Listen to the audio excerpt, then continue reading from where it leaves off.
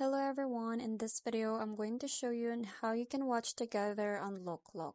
So the very first thing that you're going to be doing is you can start a video call with your friend or someone else, and you can also use like Google Meet, Zoom, Discord, and any other platform that you could try to video call.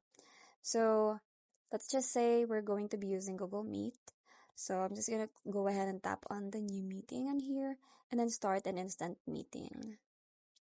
So let's just wait for this one.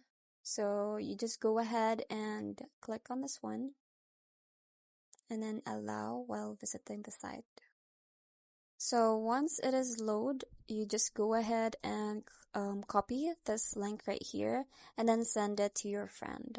So once your friend is in here, what you're gonna do is just click on this share screen button and then click on the Loklok website, or application. Then you just have to tap on this share, and then from here you can then go ahead and watch together with your friend or someone else.